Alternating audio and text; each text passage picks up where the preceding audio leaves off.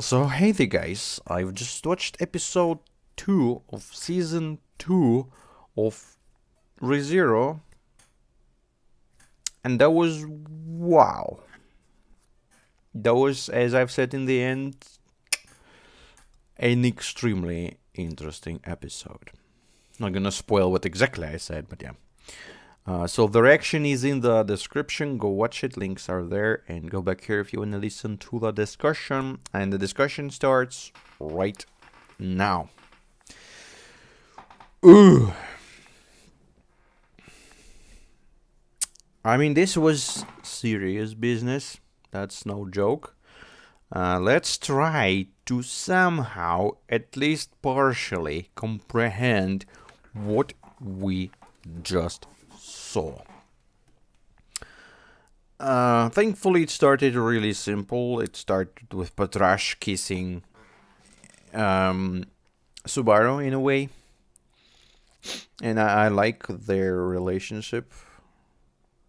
As I've said, everyone loves Subaru, even dragons and earthworms and everything. So, Krush being cute for like few minutes straight. And being nice. Yeah. So they separated. So Wilhelm, everyone, basically, Subaru had a team with a lot of strong warriors, but now they're just alone. And I would say that's pretty stupid. Everything is pretty stupid if you think about this, because Roswell living in the middle of nowhere. He has two little servant girls and a magical being Betty, who's, does whatever she does. I don't even know. And he looks like super rich and powerful. I mean, at least I'd have some guards or someone around him. Like, he needs more warriors. He has all the girls in the world, but he needs some warriors. I mean, I know those girls are warriors as well, but you need some manpower. Roswell? Especially knowing that you like to dig your balls in the bathroom, and show it to other people. You definitely need some boys in there. But we're getting distracted, because yeah. So they separated, and Krush and her gang stayed in her castle, and our guys, and everyone. I mean, basically, it's Emilia. It's what the hell? It's Emilia with Subaru in the super royal carriage, and Otto's with them, and the whole village that was evacuated. I mean, not the whole village, but some of the village, children. So they were together in the carriage. That was nice. That was a nice moment. I mean, when they're gonna kiss? I mean, there's like sparkles flying around. They're loving each other. It's obvious. You don't even need to see tarot cards for that. It's like, that they love each other. Just kiss, guys. Because I feel something. It may end up too late at some point. Oops. I started the video. So they had fun, and Otto had fun with them at the moment. Oh, and she also said that she has her motives to win I don't know how to call it, like election thing, to get the throne. And Roswell is her sponsor. I remember he also wanted that. I mean, there may be a lot of reasons for that. And I even remember her political program in a way. Because there was a moment in the previous season when all of the candidates, they say, like, if I will became a queen, I'm gonna do this, I'm gonna do that. And Emilia was the one who wanted to end basically the racism, that half elves gonna be okay living with others. Feld said, like, I'm gonna kick you all in the butts or something like that. So yeah. And I don't remember which program I liked more. I think it was Feld's program, honestly. I don't exactly remember, but yeah. So she has at least these motifs, but seems like she has other motifs because she said like I cannot tell you that or something right now. And she's very eager to see Roswell-sama, and I'm actually sad and surprised at the same time. We haven't seen no Roswell, no Ram. I mean, we saw a little bit of new Ram footage, like a little, little angry moment of Ram, and that was exceptionally amazing. I loved it. That was the best part of the season so far. So that, yeah, they arrive at the village and like, oh, you know what? Seems like they're in the sanctuary. Oh yeah, the sanctuary. Yeah, where's that? I don't know. I thought you know where's that. And oops. So no one knows where the goddamn sanctuary is. And again, this is all so weird. In the first season, there were moments where when this stupid ass mansion was attacked and people were dying. We saw dead Ram, we saw dead Ram, dead Petra with blood from her eyes. Emilia probably was dead, I don't remember exactly, but yeah, it was all frozen and shit. No Roswell, of course. I never saw this fucker dead, which is kind of suspicious if you ask me. But what? Why would you not use your fucking sanctuary when it's really needed, when you need this? So that's the first question.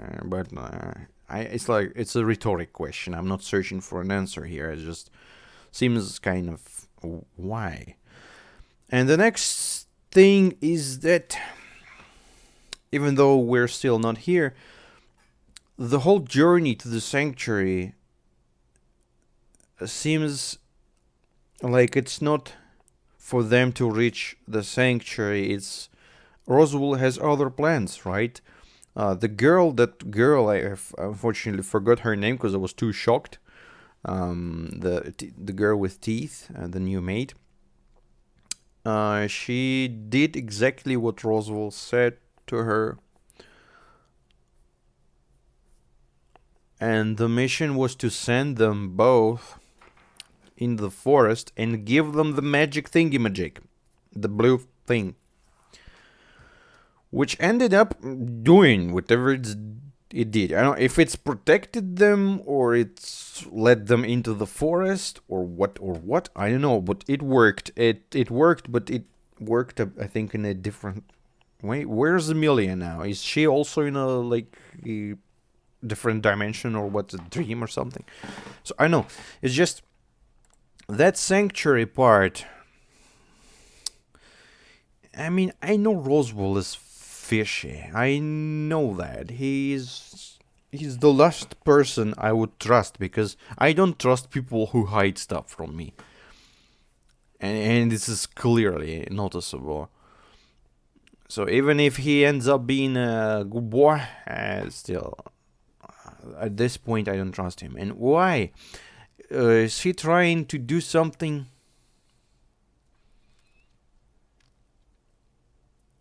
with Amelia for her to go through some challenge? Because Puck is not with her, and Puck is the one that will always, no matter what, try to do as best as he can with Amelia. I mean, he's always trying to protect her. And if he's not here, it means that whatever happens now, the whole journey to the sanctuary, is planned and is needed to happen with her, like to develop her character, to develop something, right? So Puck is not here because he betrayed her. Puck is here because that's needed for her to go through the thing alone. Either to test Subaru, I don't think Puck's gonna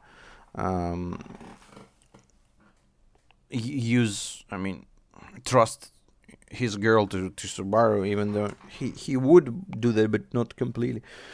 So this is all interesting. This is all complicated. This is definitely not a one-sided yep, that's simple. No, there's fucking so much stuff in the background.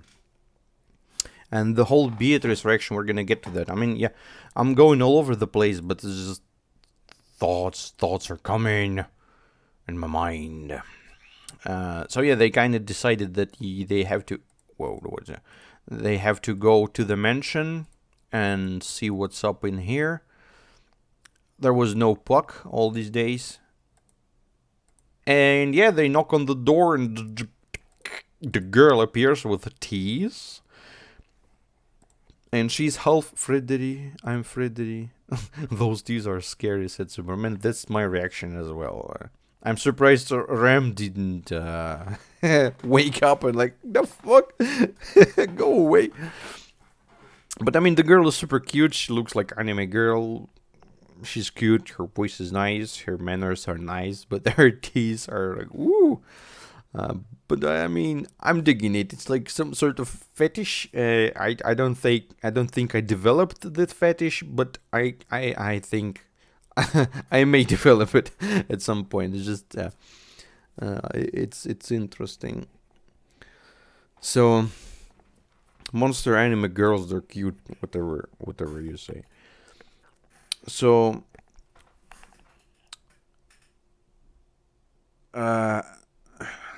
I don't think we have to discuss what type of monster her mother or father is, but her teeth look really much like what's his name, Rodriguez Sanchez, the wolf guy. Ricardo, always messing him. I mean, I remembered his name at some point, but then I started using all the Mexican names I can say. I remember even the guy in the comments said this. I never had issues with that, but when you started using all the Mexican names, it's not obvious now what's the guy's name. I think it's Ricardo. I think. So yeah, maybe she's her father is someone like Ricardo. No, how? Anyways, let's not ask that question. How this all happened and who was who, but the girl happened, and thankfully, I mean, only a little part of her is the bit. I mean, I wonder if she had a tail. I haven't seen that. Or ears, little ears, because the only part of her body that's not too much human is her teeth. And I'm not gonna lie, when I saw her, when she smiled, I actually had little PTSD flashback of Greed. Because this fucker also had giant teeth, and I thought to myself, like, no, is that another monster of this sort? Nah, but thankfully, no, she's just a nice girl. And she's so weird. I don't see her ears. They're hidden. I don't see a tail. Oh, maybe I see a tail. I don't know. I see very long hair that kinda bend near the butt area, so maybe she has a tail. Anyways, I'm pretty sure there's hentai with her, so we can check if we really want. But let's not, cause spoilers. And I mean, probably it's gonna be very, very terrible hentai. I'm afraid. What's name again? Name please. Emilia Sama. Yeah. These are scary. But man, that name. What happened with simple names like Ram and Ram? Could you be like Rome? I am Frederica Bowman. Bowman. Frederica, okay. Yorushkune, giant titties. Subaru is shocked. I mean, the guy saw so much, but he is still shocked after seeing it. So she doesn't know who's the girl, but even she said, like, what's the girl that has such resemblance to Ram? And they're like, duh, she's her sister. Striking resemblance, yeah. Super hard work, yeah. Marcus. And the letter, where was the letter part? Oh, here's the cute moment with Ram. I mean, that was super cute. She's not happy. She's not happy in here, you know. Yeah, she made the cute sound like. Ram is the best character. Like maybe not the deepest, but she's the best. I mean, I love her voice acting. Her character is amazing. Show me more of Ram. What was with the letter though? I mean, they mentioned a letter, and I kind of missed it. Um, did he mention a letter from Roswell, or a letter that we got that I got spoiled about? You know, that the Rams letter, the missed one, the lost, fucking the empty. 'Cause there was a moment they mentioned the letter. Two people in the world. Oh yeah, and she also said that Roswell trusts only two people in the world. All the information about him, Ram and Beatrice. And I mean, Ram is understandable because he kind of saved her, and she's like completely devoted to this man, which I don't really like. But what can we do? We're just.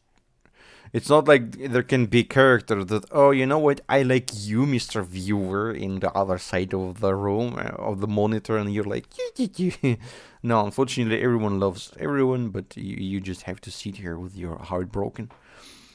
But I still don't like Ram being too close to this guy. So Ram is understandable why she likes she fuck they trust each other. I mean, I remember the sessions they have in the night, when he kind of cures her or whatever, and she sits there alone. Oh, so good. While Roswell thinks about defeating the dragon. But why Beatrice is serving him? I mean, there was some information about her in the season 1, but yeah, I don't exactly remember that, or maybe I even missed that. So, but that was great finally seeing her again. They had a little moment of kind of playfully, jokingly speaking with each other. I really like that moment where Beatrice's face is like, hee hee. That's very rare for her to be this playful. She's always like always grumpy, but here she was like really playful. But I mean, they spoke about that, but as soon as he gave her the gospel, or what he called the thing from Beetlejuice,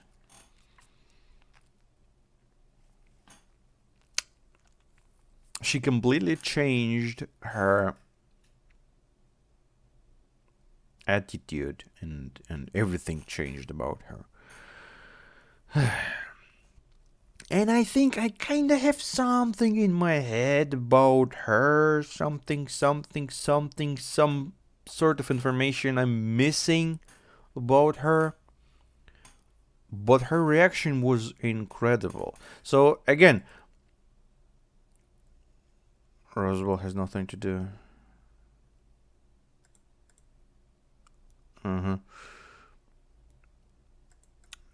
Also, the Roswell situation. As far as I remember, the gospel thing, Beetlejuice was like completely taken by the thing. He was like, oh, such important thingy-thong. And when Subaru said that, I mean, when he lied to Beetlejuice, that I kind of also am the cultist or something, he said, Beetlejuice said, like, oh, do you have the gospel then? Where's that? And he's like, I'm kind of lost it. And Beetlejuice face like that, I still remember his face. I even have it in the intro to the first season, to the first episode, to the second season, like characters. And Beetlejuice's face is like that. It was the moment when he reacted to Subaru saying that he lost his gospel or whatnot. So as far as I remember that thing, it's the basically the destiny is written in there. Everything that has to happen, everyone that you have to meet for the Beetlejuice was there. And it ended up with Subaru writing with blood, death or you die or something like that. And Beetlejuice, and dies. So that's definitely a magical thing, and now it's with Subaru, which is concerning. And her reaction, she sees that. Take a look at this. She's like, a gospel. Why do you of all people have one of those? And she's scared and angry at the same point. I can hear her voice. Never. I took off enemy.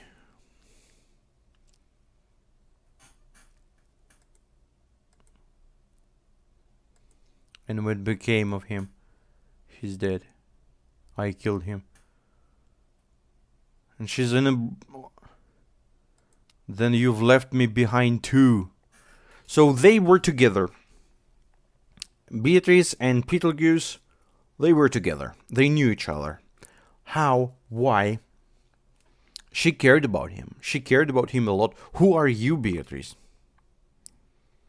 What sins there is still that kind of that Beatrice maybe... maybe she's... Shit, it's too complicated. I can't think of her as one of the...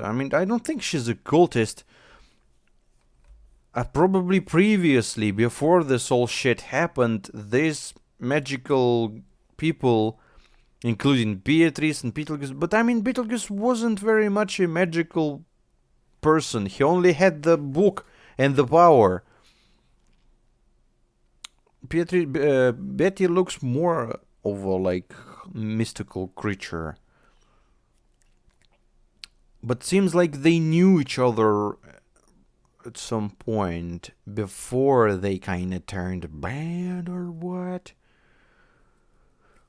Her reaction is exceptionally interesting. She's almost crying. I wish I'd see Beetlejuice with, not being crazy.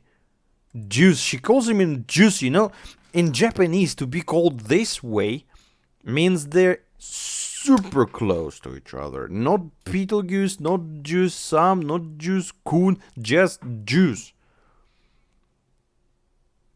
And Juice, she calls him Juice. I'm calling him Beetlejuice, and he's Beetlejuice.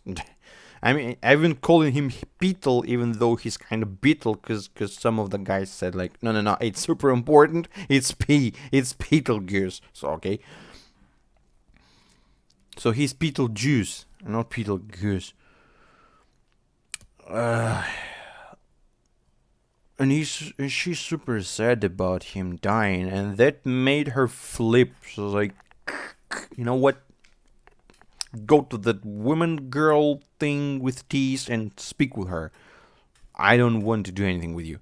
And she even disappeared, She actually disappeared. Subaru was always able to come into the room with her, just for fun.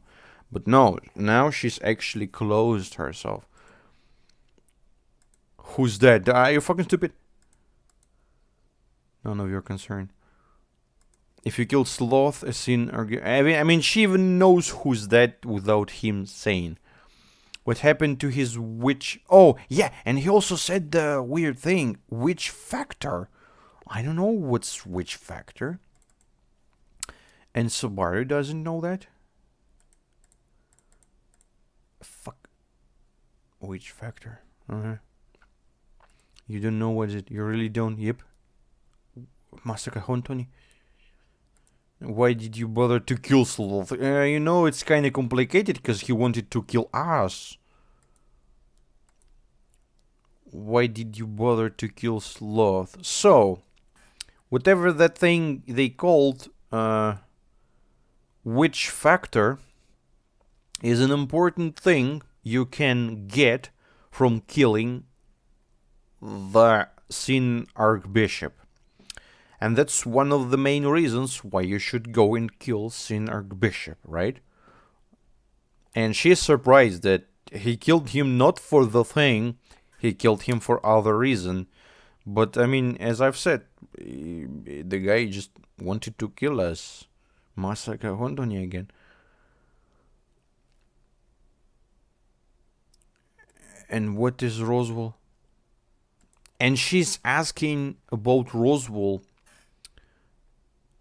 I mean, in Japanese, it's more clear that she's wondering what does Roswell want. So we're now here in a playground of Roswell Sama. Definitely. And even Betty doesn't know what the man wants. And of course, I do not know. Which is interesting because we know that Roswell,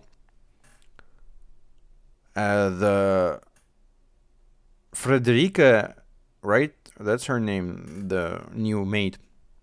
She said that he trusts Beatrice and Ram, but she doesn't know what he wanna do. So everything what's happened is happened because Roswell planned this to happen. And this is also a big reason to get back to the theory that the blue-haired girl was Roswell himself. He wanted the thing with the bite happen to progress the story. I mean, of course, it's all looks super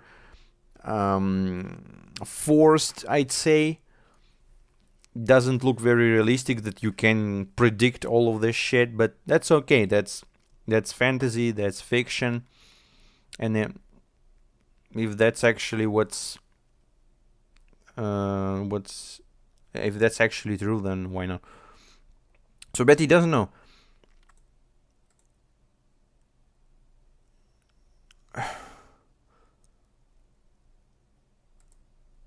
All the answers you seek lie in the sanctuary, I suppose. So I think that she realized when he asked her, I mean, you should know what he thinks and yada yada. Then she realized that that's definitely all planned by Roswell and he wants them to go to the place. And then she says, like, you will find your answers there in the sanctuary. She didn't say anything else beside that.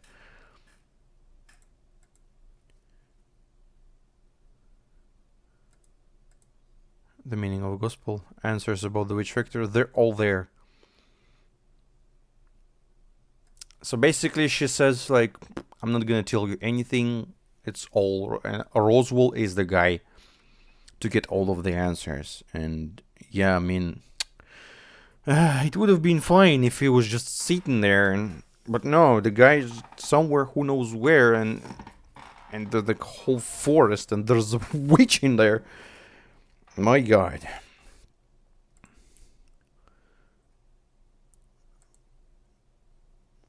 I will not tell you. So he tries to ask her, but she's not. Go away. I have the right to refuse to tell you. I don't know why she acts like that, because she's pissed that Juice was killed, or because she realized that it's all planned by Roswell, and she's like, I'm not supposed to play the role of a guide here, you know, you have to find the way yourself. Just like Puck plays along with Roswell. Now, I think so, I believe so.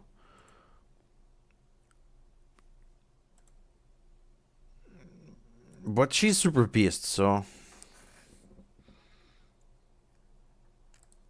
I'm not a tool here for your convenience. I mean, it's so sad to see her the way she's now. And then Subaru flies right into Otto that just went from the toilet. And as I said, they think that you was able to get out of the toilet and not smashed before you ran to the place, you know, because it could have ended really bad for you. So yeah, no explanation, no nothing. Go there and find your answers. That was basically Betty's reaction, but it was filled with hints and emotions that my heart's actually hurting from thinking like Betty was hurt. One should protect Betty from everyone and anything. So yeah, then they speak again, yada yada, not very important thing as far as I believe. And the girl knows where's the sanctuary. As far as I understand, the sanctuary is some sort of a hidden city in a hidden forest, like Korok Forest and Korok Village from the Zelda, the Breath of the Wild. You have to get there, and it's not easy. You get lost and stuff. But this village is for people, for half monsters, for those who are not welcome in the society of this world. I don't exactly know why Roswell is there, why Ram is there. I thought they just hide there, and I suppose that's why. But who created the super cities? I thought it's like Roswell's thing, so I'm not sure, and I'm interested who was the one who created the place. And then Subaru says bye bye to Rem. She has a nice flower, and then we see Petra in the clothes, those I have figures, and I can see their panties colors, under those things, and she wears that, and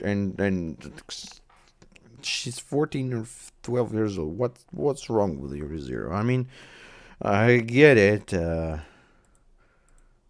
but I don't get it. Anyways, Frederica, her name, Frederica, not how I called her. I called her some weird name. Anyways, so Petra works here as well, and she learns how to be a nice maid. That's interesting. So Frederica gives the blue thing, the blue rock, magic rock thing. This stone is requirement to get through the barrier. I kind of feel that may be bullshit. The stone is a requirement to launch some event, but not exactly needed to get into the forest. I feel like, or maybe I don't know. Maybe it's just the way it's described. But she gives the thing, and that's. I mean, first of all, Emilia looked at it like, very surprised.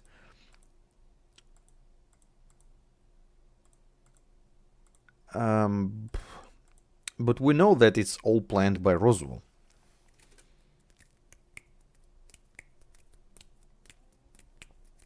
What the hell is that rock for? I mean, it worked. It definitely worked later on. So yeah, then Petra gives the handkerchief. She also has one. So again, we see the letter. I've done exactly as Master directed.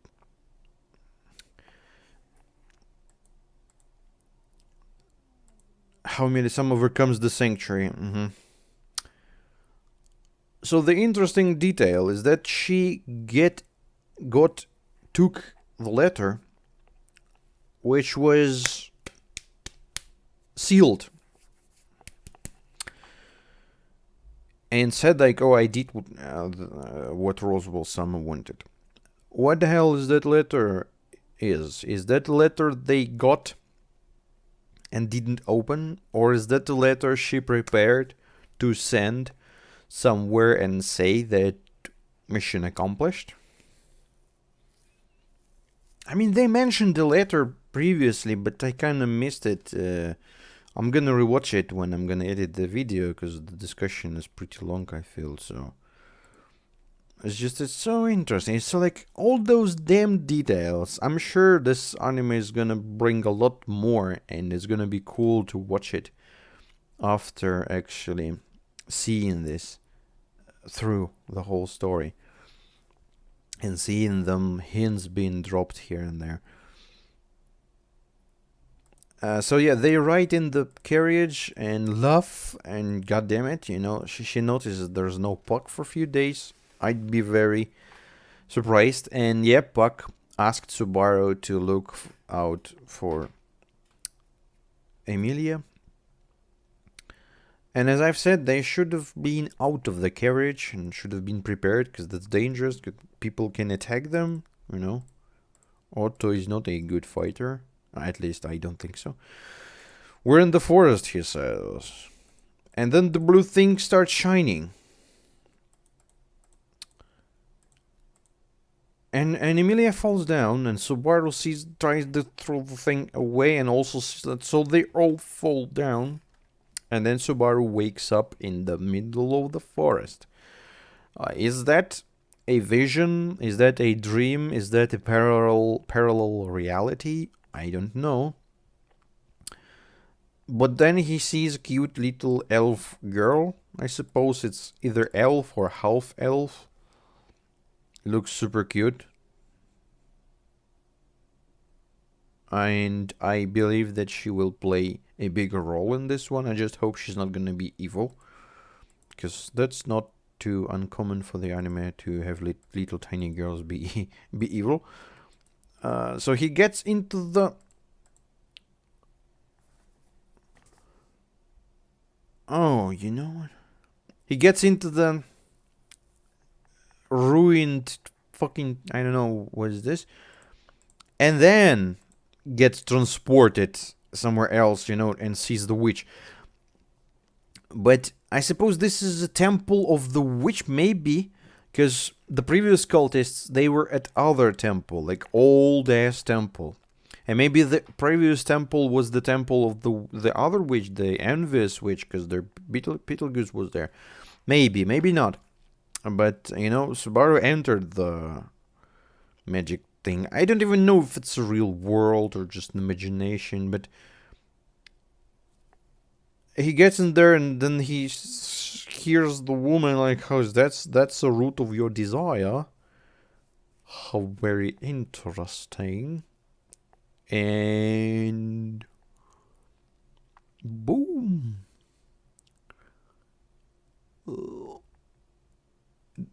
The witch looks gorgeous. Quite a while since I spoke with anyone, so perhaps I was too eager. Quite a while since I spoke with anyone, so you're also sealed in a way?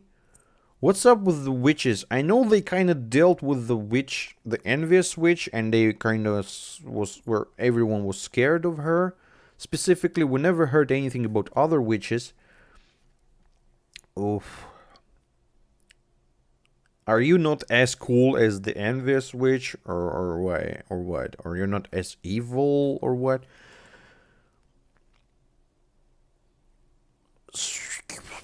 She looks... My name is Echidna. You would know me better as the Witch of Great. No, he would not know you better anyway. She kind of looks like Emilia, but that's not Emilia's face. Oh fuck.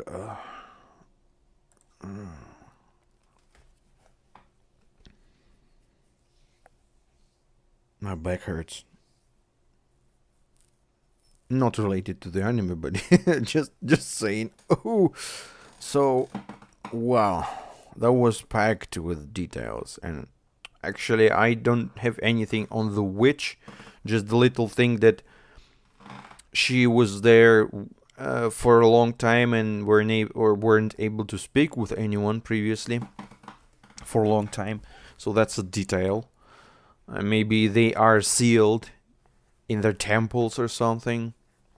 Because, we don't see witches flying in the world on the brooms or something. They're kind of defeated in a way. The only witch that's we're always on the horizon is the, Satella, the evil, envious witch. But now, boom, we have the witch, the great Witch of Greed. And we have the Archbishop of Greed as well, the white boy. This is all complicated, guys, but super entertaining. Too bad I cannot watch the next episode now.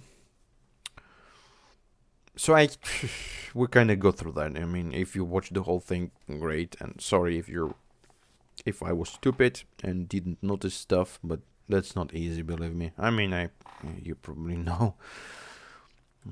So yeah, thanks a lot, guys, for watching. I hope to see the next episode as soon as possible, and I wonder what's up with the witch and with damn Roswell plans as well. So yeah, thanks for watching. See you in the next episode. Bye bye.